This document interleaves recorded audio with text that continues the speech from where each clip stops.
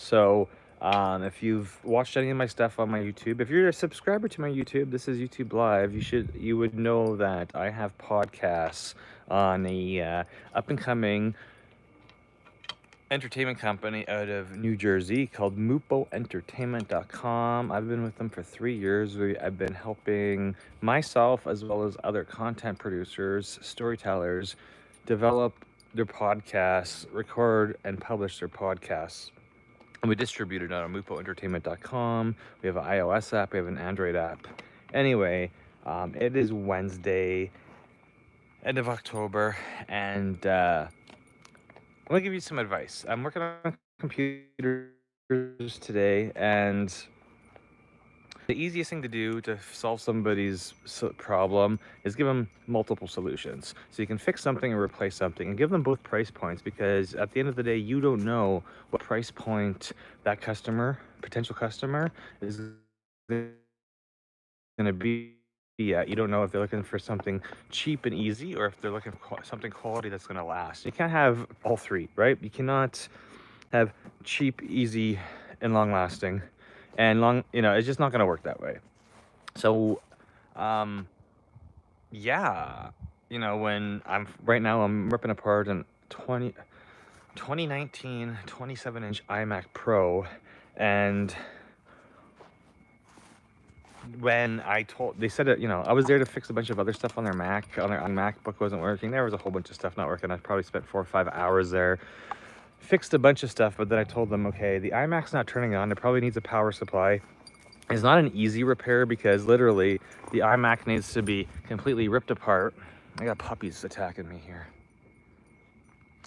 So in order to fix this iMac, I literally have to cut the screen off, rip all the components out, plus order the power supply, which I suspect is the problem, and then remount everything, remount it, and then test it to see if it works. So there's no guarantee that it works. However, the cost is probably going to be, half the cost of a new iMac, and give or take, it's probably in that $1,500 to $2,000 mark, because that part alone was like $500 Canadian, and the labor is going to be all day labor. So yeah, easy $1,500. But a new 27-inch iMac is like 5-6 grand, right? So at that, I gave them both options: fix the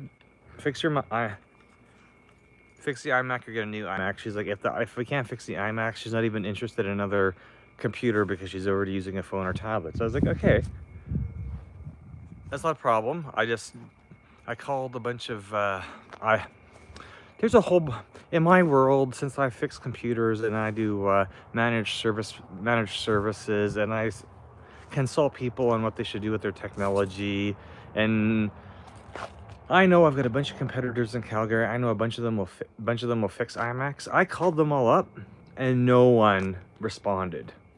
So I first locally looked for parts that I could get sooner than ordering them off eBay or Amazon.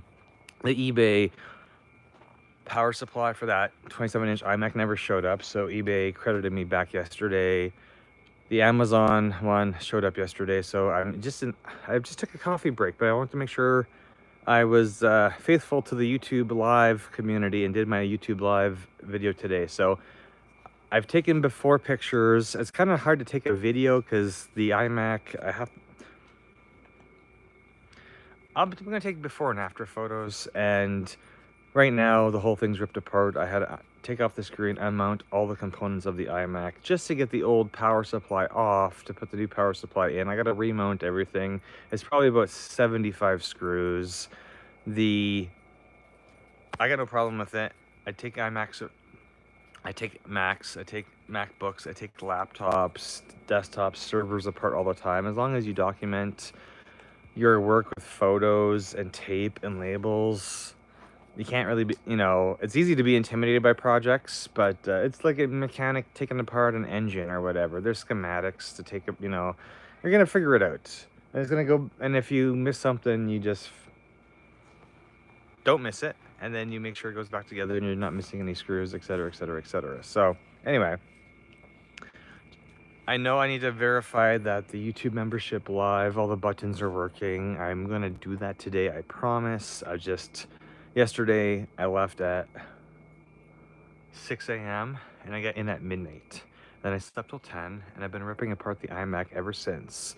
I haven't gone onto my YouTube channel to change member to confirm the join memberships button is live and everything is functioning properly. I'm pretty sure the intro video there is for the there for the channel memberships. But anyway, this is today's live. I'll do another live today if that iMac turns back on and I get it assembled correctly, because I still have to, you know, put it together, and I still have to glue the screen back on with 3M adhesive. So I get a lot of options. I have Zoom calls coming up tonight, and my travel schedule for Saturday changed today. So it's been a little bit of a